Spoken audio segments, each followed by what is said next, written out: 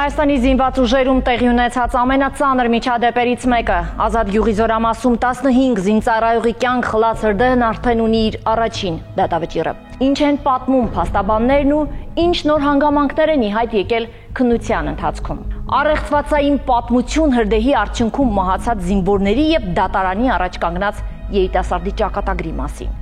Արդյոք իրավապահ համակարգը կարողացել է ամբողջությամբ բացահայտել այդ օրը կատարվածի մանրամասները։ Արդյոք խճանկարի բոլոր մասերն են հավաքված։ Սրանք հարցեր են, որոնց մասին մտածում է յուրաքանչյուր քաղաքացի։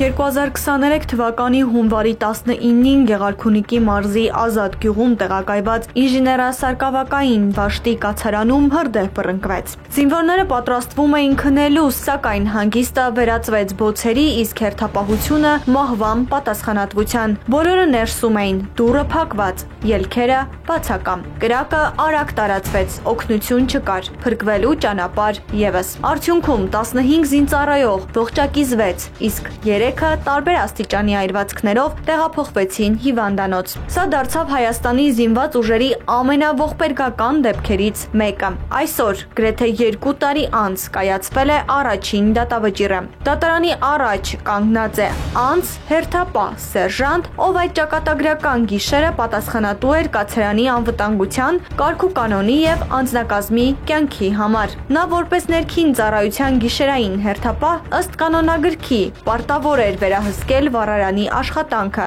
լինել մշտապես տեղում եւ անմիջապես արձագանքել ցանկացած արտակարգ իրավիճակին։ 2023 թվականի հունվարի 19-ին ՊՆ զորամասի Գեղարքունիքի մարզի Ազատ գյուղում տեղակայված ինժեներասակրավորային վաշտի կացարանում վառարանը ավտոբենզինով վառելու հետևանքով բռնկվել է հրդեհ, որի հետևանքով նույն վաշտի թվով 15 պարտադիր ժամկետային զինծառայողներ զոհվել են։ Բացի այդ, նույն վաշտի թվով 6 պարտադիր ժամկետային զինծառայողներ եւ 1 սպա ստացել են տարբեր աստիճանի մամնական վնասվածքներ եւ տեղափոխվել են Գեղարքունիքի մարզի զինվորական հոսպիտալ։ Դեպքի արդիվ ՀՊՆ ռազմական ոստիկանությունից ստացված հաղորդման հիման վրա Հայաստանի Հանրապետության քննչական կոմիտեի զինվորական քննչական գլխավոր վարչության 5-րդ կայազորային քննչական բաժնում ստացված հաղորդման հիման վրա քերական օրենսգրքի 532-րդ հոդվածի 4-րդ մասի հիմքով հարուցվել է քերական վարույթ։ Բացի այդ, քննչական կոմիտեի զինվորական քննչական գլխավոր վարչության հատկապես կարևոր գործերի քննության վարչությունում քննվող քերական գործի նախաքննության ընթացքում հայտնաբերվել են Ռազիկ Մուրադի Մատևոսյանի կողմից քերական օրենսգրքի 543-րդ հոդվածի 3-րդ մասով նախատեսված առերևույթ այլ հանցագործության վերաբերյալ բավարար հատկանիշներ, ինչը հիմք ընդունելով միջնադարական քերական վարույթի օրինականության նկատմամբ հսկողություն իրականացնող դատախազի կողմից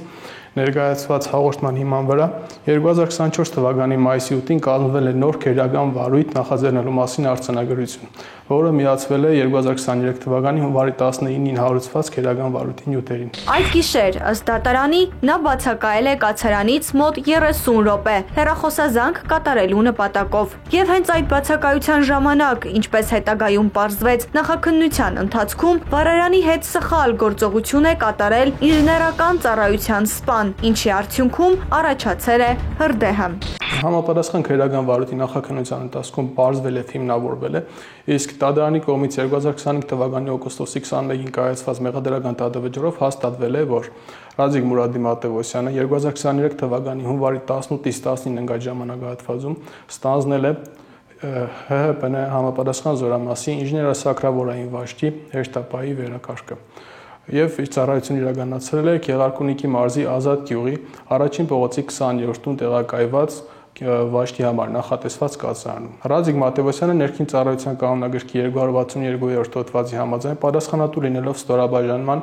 ներքին կարգուկանոնի, անձնակազմի, սպառազինության, ռազմական տեխնիկայի եւ զինամթերքի շինությունների ունեցվածքի պահպանման եւ իրավախախտումները կանխող միջոցառումները ժամանակին ձեռնարկման համար նույն օրենքի 306-րդ հոդվածի համաձայն պատասխանատու լինելով նաեւ օրվա կարգուկանոնի ճշգրիտ կատարման եւ վաշտում ներքին կարգուկանոնի պահպանման համար զենքի, զինամթերքի արգերի, վաշտի ունեցվածքը, զինվորների եւ սերժանտների անձնական իրերի անվտանգության համար խախտել է հիշյալ կանոնագրքային կանոնները։ 2023 թվականի հունվարի 19-ին ժամը 00:30-ից 01:00 ընկած ժամաններում առանց իր պարտականությունների կատարումը որևէ զինծառայողի հանձնարարելու անհարգի դուրս է եկել կացարանից եւ խախտելով Պաշտպանության նախարարի 2008 թվականի համապատասխան հրամանի պահանջները, այն է վերակարգի ընթացքում բջջային հեռախոսից չօգտվելու վերաբերյալ գնացել է հիշան կացարանին հարակից որպես ճաշարան օգտագործվող շինություն բջջային հեռախոսով խոսելու համար, որն հանգեցրել է տվյալ օրվա վերակարգի խափանմանը, քանզի Վաշտի երթապահի բացակայության պայմաններում ՀՀՊՆ նշված զորամասի ինժեներական ծառայության սպա կոչումով կապիտան Յեն հանդիսանալով տվյալ տեղամասի շրջանի պատասխանատու խախտելով շրջապատի համար առավել վտանգ ներկայացնող նյութի ավտոբենզինի հետ վարման կանոնները, որի վերաբերյալ առկա է նաև ՀԶՈ գլխավոր շտաբի պետի համապատասխան կարգադրությունը եւ ՀԶՈ ներքին ծառայության կանոնագրքի 16-րդ հավելվածի առաջին կետով նախատեսված պահանջները ձեռնամուխ է եղել շրջապատի համար առավել վտանգ ներկայացնող ավտոբենզինով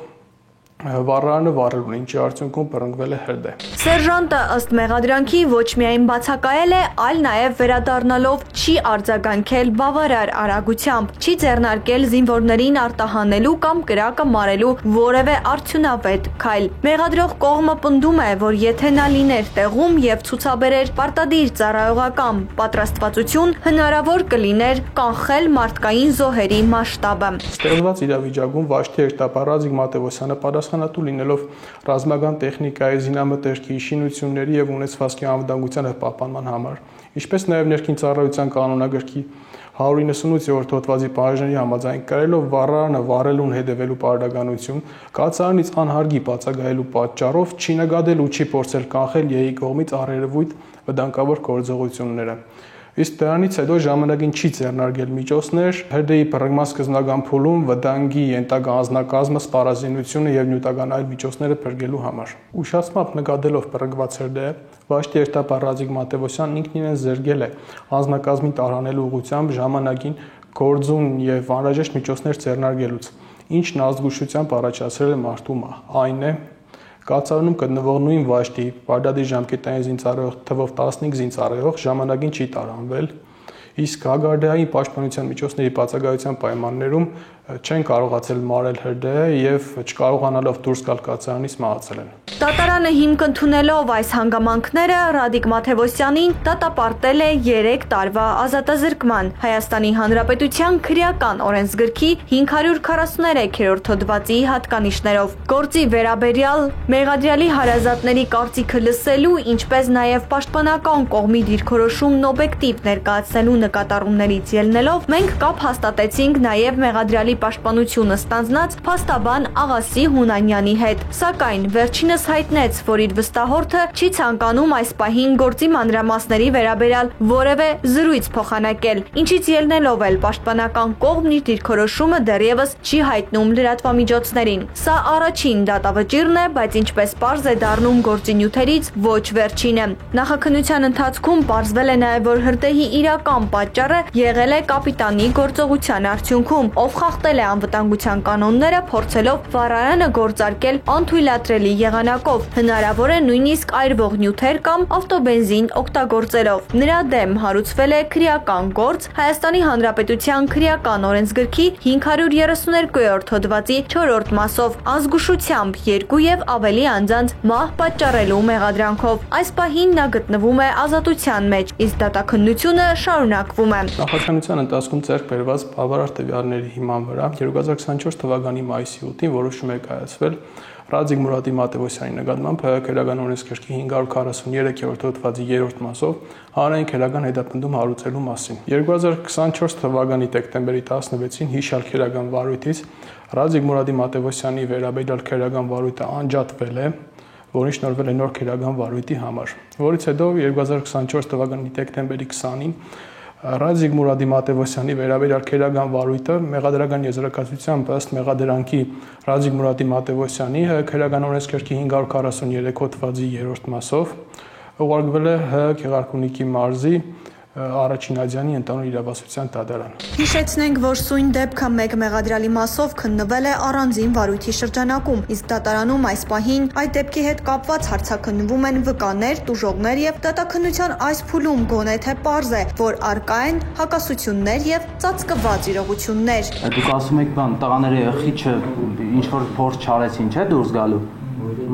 Այդ հարցը ինձ էլ է հետաքրքիր, ինձ չի հետաքրքիր չի, կամ ես այդ հարցի պատասխանը գիտեմ, իմաստը չեմ ասում։ Բայց դուք մարդկանց ասել եք մի բան,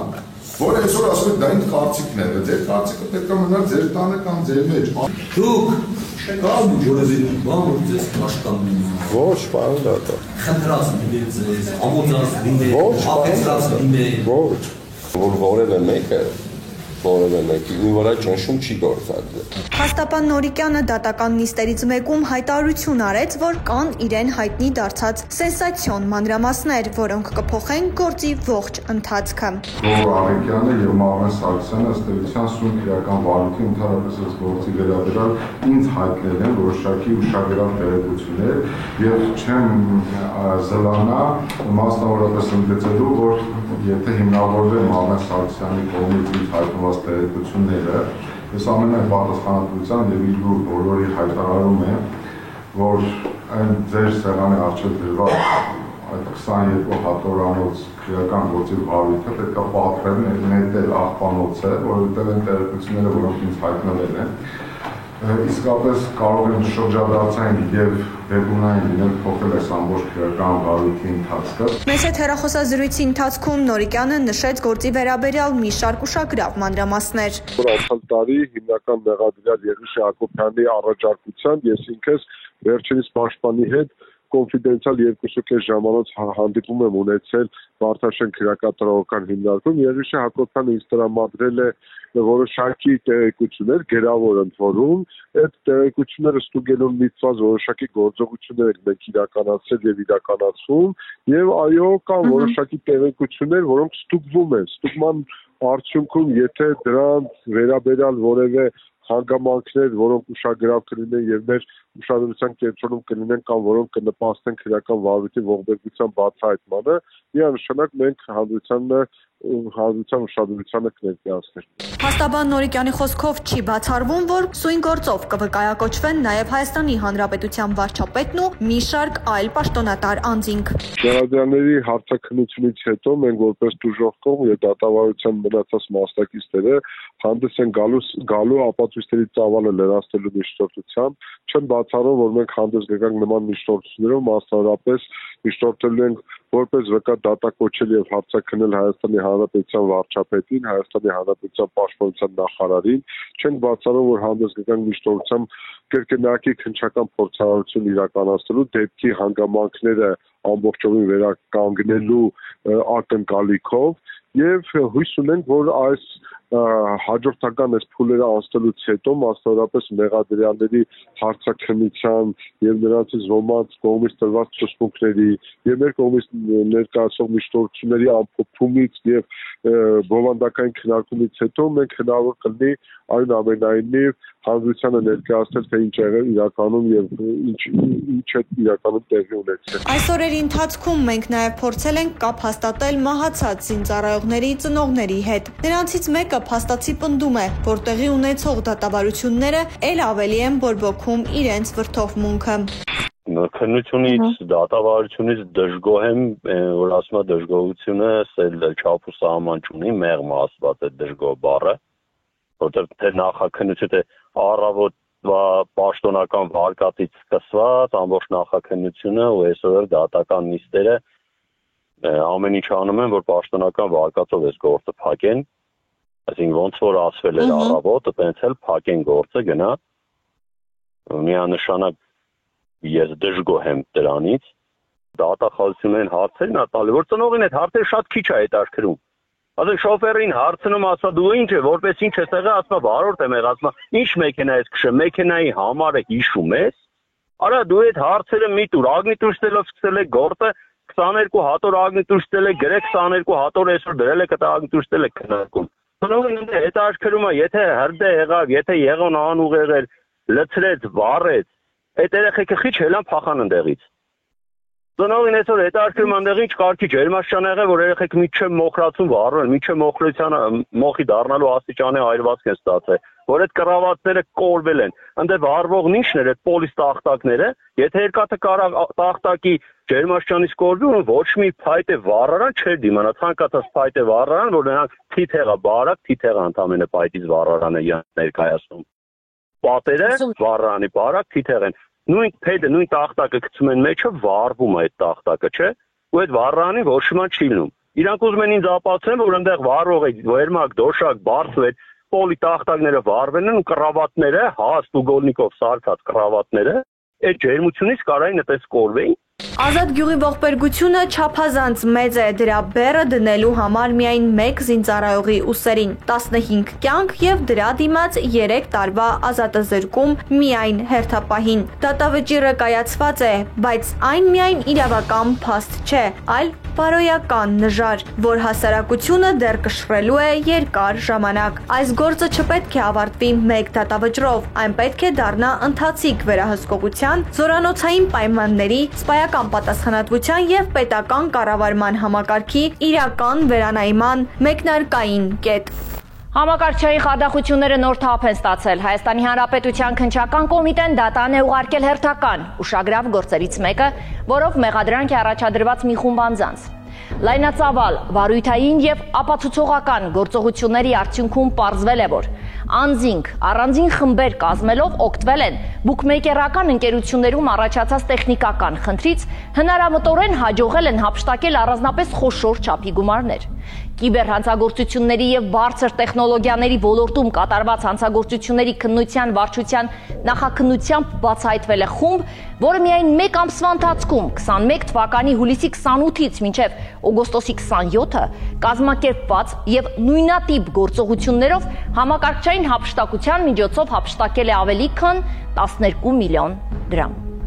Հայաստանի Հանրապետության քննչական կոմիտեի հատկապես կարևոր գործերի քննության գլխավոր վարչության կիբերհանցագործությունների եւ բարձր տեխնոլոգիաների ոլորտում կատարված հանցագործությունների քննության վարչությունում իրականացված նախաքննությամբ բացահայտվել է կազմակերպված խմբի կողմից կատարված հափշտակությունների շղթա։ Պարզվել է, որ դեռևս 2021 թվականի հուլիսի 28-ից մինչև օգոստոսի 27-ն ընկած ժամանակահատվածում կազմակերպված խմբի անդամները համակարգչային հափշտակության միջոցով ավելի քան 41 դրվագով ապօրինի կերպով հափշտակել են առանձնապես խոշոր չափերի շուրջ 12 միլիոն 150 հազար դրամի հասնող գումար, այլ անձանց պատկանող բանկային եւ էլեկտրոնային հաշիվներից։ Հայաստանի Հանրապետության քննչական կոմիտեի հատկապես կարևոր գործերի քննության գլխավոր վարչությունում իրականացված բազմաձայնաբար եւ օպերատիվ հետախուզական գործողությունների արդյունքում պարզվել եւ հիմնավորվել է, որ Հայաստանի Հանրապետության տարածքում 2021 եւ 2022 թվականների ընթացքում մի խումբ անձիկ նախնական համաձայնությամբ կատարել են համակարգչային հափշտակություն։ Մասնավորապես սույնքերական վարույթով առանձնացված 3 անձինք 2021 թվականի հուլիս ամսից մինչև օգոստոս ամսին ընկած ժամանակահատվածում նախնական համաձայնությամբ եւ միմյանց փոխ լրացնելով կատարել են առանձնապես խոշոր չափերի համակարգչային հափշտակություններ, իսկ նրանցից 24-ամյա երիտասարդը կատարել է խոշոր չափերի համակարգչային հափշտակություն։ Նշված անձանց նկատմամբ որոշում է կայացվել հանրային քրեական հետապնդում հարուցելու մասին եւ Երևան քաղաքի ընդհանուր իրավասության քրեական դատարանի որոշմամբ խափանամիջոց է ընտրվել կալանքը 2 ամիս ժամկետով։ 2022 թվականի փետրվարի 25-ից 26-ն ընկած ժամանակահատվածում 24-ամյա երիտասարդը հաջողել էր կատարել եւս 21 դրվագով համակարգչային հափշտակություն, հափշտակելով 1 միլիոն 960 հազար դրամ։ Վերջիններս նկատմամբ հայտարարվել է հետախուզում, քանի որ համապատասխան ստուգողական գործողությունների արդյունքում պարզվել է, որ նրանցից 24-ամյա երիտասարդը Հայաստանի Հանրապետության սահմաններից դուրս է եկել։ 2025 թվականի օգոստոս ամսին Ռուսաստանի իրավապահ մարմինների եւ Հայաստանի Հանրապետության իրավապահ մարմինների փոխհամագործակցության արդյունքում 24-ամյա երիտասարդը Ռուսաստանի Դաշնությունում ձերբակալվել է նշված արարքը կատարելու համար եւ արտահանձնվել Հայաստանի Հանրապետությանը։ Վերջինս 2025 թվականի օգոստոսի 14-ին ներկայացվել է Երևան քաղաքի ընդհանուր իրավասության քրեական դատարան, վերջինս նկատմամբ ընտրված խափանամիջոց կալանքը վերահաստատելու նպատակով։ Այնուհետև սույն քրեական վարույթի նախաքննության ընթացքում ձեռք բերված բավարար տվյալների համակցությամբ 2025 թվականի սեպտեմբերի 11-ին սույն քրեական վարույթից 24-ամյա երիտասարդի մասը անջատվել է եւ այն մեղադրական եզրակացությամբ ուղարկվել է Սույն Վարորդով հսկողություն իրականացնող դատախազին այն հաստատելու եւ իրավասու դատարան հանձնելու նպատակով։ Այս դեպքը կրկին անգամ հուշում է թվային աշխարհում որքան էլ խոցելի կարող է լինել յուրաքանչյուրը, այնուամենայնիվ հանցավոր ցանկացած արարք վաղ թե ուշ հանգեցնում է քրեական պատասխանատվության։ Դե իսկ միացված լուր մոնիտորների ետևում հանցագործների շարժը կանխարգելելու միակ ուղին արդար դատաքննությունն ու զգոնությունն է։ Ծանուցում։ Հանցանքի համար մեղադրվողը համարվում է անմեղ, քանի դեռ նրա մեղավորությունն ապացուցված չէ Հայաստանի Հանրապետության քրեական դատավարության օրենսգրքով սահմանված կարգով դատարանի օրինական ուժի մեջ մտած դատավճռով։ Հանցանքի հետքով հաղորդաշարն այս նոր եթերաշրջանում հանդես է գալիս ձեզ համար կարևոր նորությամբ։ Այս տաղավարում պարբերաբար բարձրաձայնվելու են ձեզ հուզող հարցերն ու ստանալու են սպառիչ պատասխաններ նեղ մասնագիտական գիտելիքներ ունեցող անձանց կողմից։ Կարևոր է իմանալ, էջի մեկնարկը տրվել է ընդամենը 2-3 շաբաթ առաջ եւ հենց այդ պահից սկսած հեռուստադիտողների զանգերն ու ներկայացվող խնդիրները չեն դադարում։ Եվ այսօր հերթական խնդրի քննարկման համար մեր տաղավարում հյուրընկալել ենք իրավաբանական գիտությունների թեկնածու Երևանի Պետական Համալսարանի եւ Փաստաբանական ակադեմիայի դասախոս փաստաբան Սիմոն Ֆարմանյանին։ Բարև ձեզ, պարոն Ֆարմանյան։ Շնորհակալ եմ մեր հրավերն ընդունելու համար։ Տևական ժամանակ է, որ արդեն մեր հեռուստադիտողներն ուղարկում են տարբեր բնույթի հարցեր եւ հարցերի մեծ մասը իհարկե կապված է բնակարան ձեռք բերելու, կառուցապատողից գնման իրավունք ձեռք բերելու եւ նմանատիպ իրավիճակներում հայտնված խնդիրներ, քաղաքացիներ, ովքեր փորձում են հասկանալ, թե ինչպես կարող են լուծում տալ առաջացած խնդրին։ Հերթական խնդրի մասին տեսաշարը առաջարկում եմ դիտել, որից հետո անցնել քննարկման։ Խնդրեմ։ 3 տարի առաջ բնակարան եմ գնել, բոլոր վճարումները օրենքով սահմանված կարգով կատարել եմ, բոլորի կտրոնները կա, ունեմ բոլորի կտրոնները, պետական գրանցումը արված է, բազմաթիվ մարդկանց նույն շենքում հատկացրել եմ բնակարան, ինձ չեն տալիս, ասում են էլի վճարումներ ունեք կատարելու, հիմա չգիտեմ խնդիրը ինչպես պետք է լուծել դատական կարգով, թե այլ ընթացակարգեր կան։ Շատ լավ։ Հերթական քաղաքացի, որ ցանկացել է բնակարան ձեռք բերել, կառուցապատողից գնման իրավունք է ձեռք բերել, վճարումները կատարել եւ հիմա փաստի առաջ է կանգնած, որովհետեւ կառուցապատողը մի շարք այլ առաջարկներ է ներկայացնում փաստաթղթեր ստորագրելու։ Արդյոք կարող է պարզապես դա պահանջել ստանալ իր իրավունքը, որի տերն է փաստացի այս պահին։ Սկսենք վերջից։ Այո, կարող է։ Այդ մասով մեր օրենսդրությունը հնարավորությունը տալիս է համապատասխան, մասնավորապես ավարտական ակտը ստանալուց հետո, եթե 6 ամսվա ընթացքում չի կնքվում փոխանցման ակտ, այսինքն բնակարանը սեփականության իրավունքով չի փոխանցվում բնակչին, ապա ինքը ունի երկու տարբերակ, կամ դատական կարգով ճանաչել իր սեփականության իրավունքը, կամ պարտավորեցնել կառուցապատողին իր հետ կնքել փոխանցման ակտ, որը որ նույն հետևանքն ենք ստանում, այսպես ասած, ուղղակի միջոց ճանապարհներն են տարբեր, դառնում է սեփականատեր։ Բայց բնականաբար սա միակողմանի իրավունք չէ եւ պայմանագրով ստանձնած պարտավորությունները կատարելուց հետո միայն իրավունք ունի բնակիչը պահանջելու իրեն սեփականության իրավունքով փոխանցել բնակարանը։ Ես որքանով հասկացա, մենք ունենք երկու տարբերակ, այսպես ասած, մեկը երբ որ բնակիչը չի կատարել պայմանագրով նախատեսված պարտավորությունը, եւ երկրորդ, որ արդեն դուք ասացիք ձեր խոսքում, երբ լրացուցիչ պարտավորություններ են առաջադրում բնակչին, այսինքն պայմանագրով չնախատեսված լրացուցիչ պայմանագրեր, ճիշտ հասկացա, չէ՞։ Ինչպես հասկացա եւ ինչպես քաղաքացին լրացուցիչ մեսեջուրիցի ընթացքում հայտնեց տեղեկատվություն, մայիս ամսին արդեն ավարտական ակտը արկա է եղել, դրանից հետո տեղեկացված է եղել, որ այլ քաղաքացիներ ստանում են, ինքն ամբողջական վճարումները կատարել էր, կտրոնները ներկայացրեց, ցույց տվեց, բայց փաստացի մինչ այսօր դեռևս իրեն չեն կանչում փոխանցման ակտը ստորագրելու եւ ասում են, որ լրացուցիչ փաստաթղթեր կան ստորագրելու եւ լրացուցիչ ինչ-որ հարցեր կան պարզաբանելու, ինչպես հասկացա նաեւ գումարային առումով։ Պրակտիկայում նախ պետք է հասկանալ ինչ փաստաթղթեր են, այսպես ասած,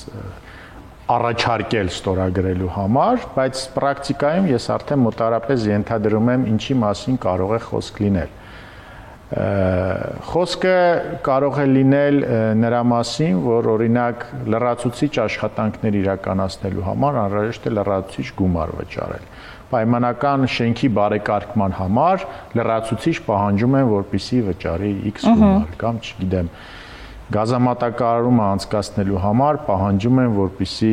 հավելյալ գումար վճարի, կամ չգիտեմ, այլ համատիրությանը պետք է միանաս եւ այլն, ում որում իրենց ստեղծած համատիրության։ Այսպիսի դա խոչընդոտ է փոխանցման ակտը ստորագրելու։ Ոչ, դա խոչընդոտ չի կարող լինել, միայն խոչընդոտ կարող է լինել քո պայմանագրով ստանձնած պարտավորությունները չկատարել, իսկ մնացածը դրանք լրացուցիչ համաձայնության հարց են։ Կուզենաս կհամաձայնվես, կուզենաս չես համաձայնվի։ Այս պարագայում բնակիչը ունի տարբերակ դատական կարգով ճանաչելու իր սեփականությունը, բայց կառուցապատողները, անբարեխիղճ կառուցապատողների մասին է խոսք, ինչից են օգտվում։ Սա ասել մեր դատական համակարգի ծանրաբեռնվածությունը պատկերացնում ենք եւ կառուցապատողները իրենց այսպես ասած հենման կետը հենց դա են սարքում, ասում են դե եթե չհամաձայնվես պայմանական, 100 միավոր լրացուցիչ գումար մեզ վճարես, շատ լավ գնա դատարանում հայց հարուցի, դե ինքը հաշվարկում է, որ այս մարդը 1, 2, 3 տարի բնակարան չի ստանա եւ հետեւաբար ստիպված կհամաձայնվի ավելի լավ է 100 միավորը կորցնել։ Բայց նաեւ կա հակառակ կողմը, ճիշտ է, իրական, այսպես ասած, պատճառ վարքագծի սա կարող է լինել, բայց այնպես չի, որ կառուցապատողն էլ պես իրեն միևնույն է դատարան կգնաս թե չես գնա, որովհետև դրան էլ կան հակառակ քայլեր։ Առաջինը սկսենք այնտեղից, երբ որ կառուցապատողը բնակարանը չի հանձնում,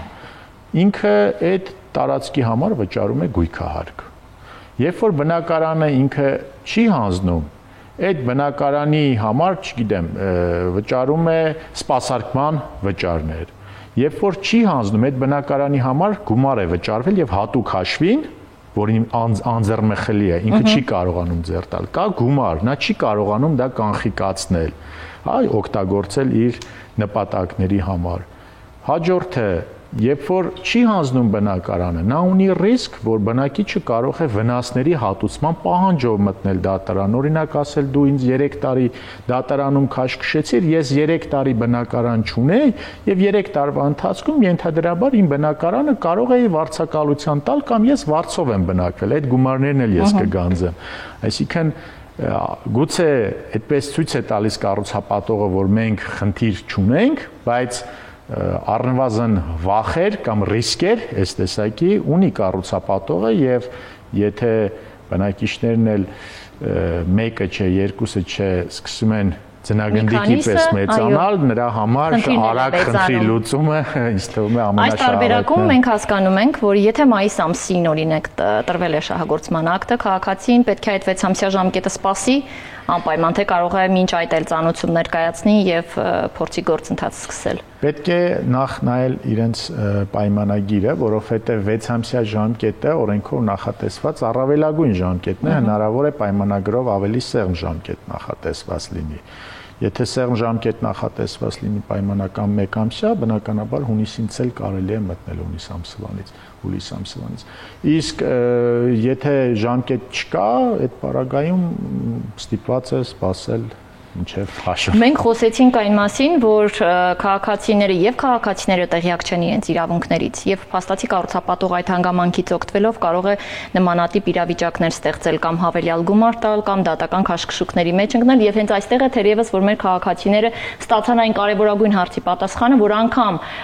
սահմանված ժամկետում փոխանցման ակտը չստորագրելու եւ բնակարանը չհանձնելու ժամանակ դուք կարող եք պարզապես դիմել դատարան եւ ոչ միայն պահանջել, որպեսի փոխանցման ակտը ստորագրվի, այլ նաև վնասի հատուցման պահանջ ներկայացնել այդ ամբողջ ընթացքի համար, որի ընթացքում չեք կարողացել փաստացի տիրապետեք ձեր բնակարանը։ Նմանատիպ դեպքերը շատ են։ Շատ հաճախ նաև լինում են քաղաքացիներ, ովքեր նշում են, որ պայմանագրային հարաբերություններում օրինակ արկային որոշակի դրույթներ, հենց օրինակ գազաֆիկացման հետ կապված եւ հետո արդեն բնակարանը հանձնելուց հետո հասկացել են, որ այդ խնդիրը լուծված չէ, կառուցապատողը ժամկետ է խնդրել, պատշաճ ժամկետում կրկին չի իրականացրել, այս դեպքում կրկին առաջին քայլերի հաջորդականություն ասենք մեր քաղաքացիներին։ Խոսքը վերաբերում է բնակարանը ստանալուց հետո դեպքերին։ Այստեղ շատ կարևոր է հասկանալ բնակարանը ինչպես է ստացել բնակիչը, պետք է ուշադիր լինել բնակարանը, երբ որ փոխանցվում է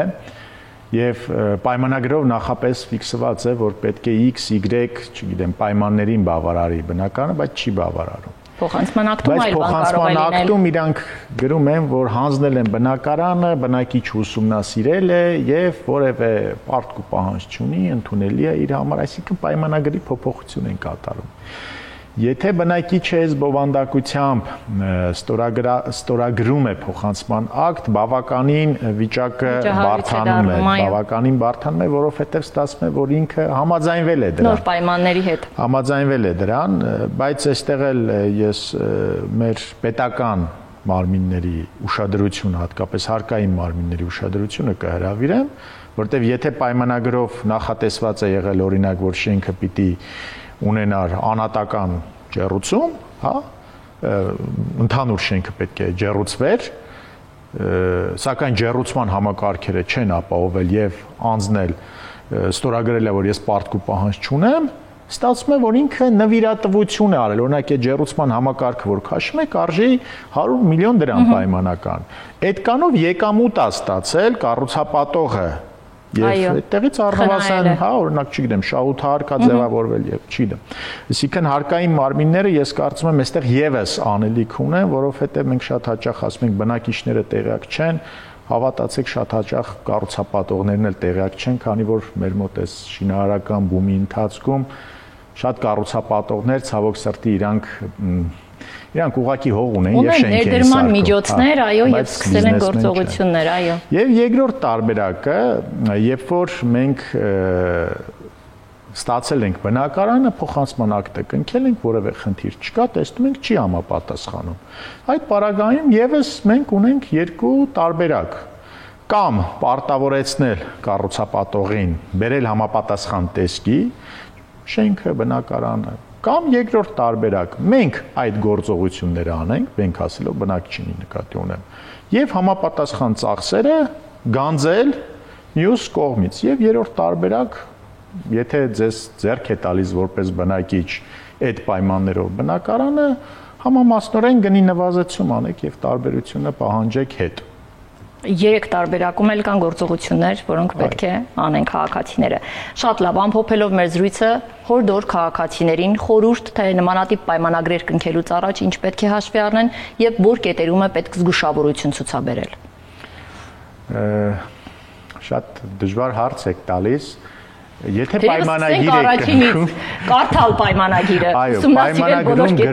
բոլոր կետերը, բոլոր կետերը կարևոր են։ Եթե անկարևոր լինի, չէին գրվի։ Ես դրա համար խուսափեմ ասել, որ այս մի կետին ուշադրություն դարձրեք, սրան ուշադրություն մի դարձրեք։ Այ մենք ասում ենք, չէ, էական պայմաններ։ Էական պայմանները էական պայմաններին է պետք ուշադրություն դարձնել, թե ավելի խորանալ։ Քաղաքացիական օրենսգրքի էական պայման է համարվում բոլոր այն պայմանները, որի շուրջ կողմերը եկել են համաձայնության, ոչ միայն օրենքով նախատեսված։ Հիմա եթե պայմանագրում գրել եք, ուրեմն ձեզ համար էական է եղել։ Եթե չեք հասկանում, չեք ընկալում, հա, իրավական որոշակի տերմիններ, կամ վստահ չեք, որ ճիշտ եք ընկալում, ավելի լավ է չխնայել օրինակ պայմանական X գումար, փոքր գումար եւ ապահովել ձեզ հետագայում։ Բացատրություն, հա, այսպես ասած, վերլուծության տալ ինչ-որ մի մասնագետի, ծախսել այդ գումարը եւ իմանալ ինչ եք ձեռք բերում, որպեսզի հետագայում փաստի առաջ չկանգնեք, թե չէ, այսպես որ ասենք, այս մի կետին պետք է մի քիչ այնքան տարբեր կարող են դրսևորումները լինել, որ հիմա կարող ենք ասել, ուշադիր եղեք փոխանցման ակտին, բայց դրանով չի սահմանափակում պրակտիկան, այնքան էսա վատ դրսևորումներ կլինի, իսկ մենք չենք կարող։ Թերևս ամփոփելով կարելի է ասել, նախ ուսումնասիրել այն պայմանագիրը, որը որ ներկայացվում է ստորագրման։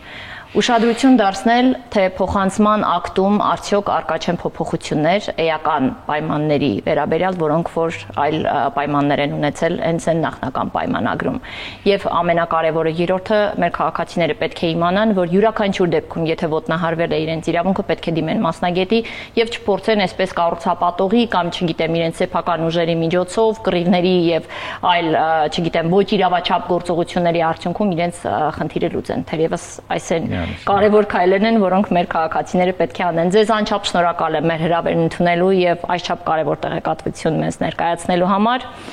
Իսկ մեր հեռուստադիտողներին այս պահին հիշեցնում եմ, որ այնինչ որ այստեղ քննարկվում է, կարևոր է իմանալ։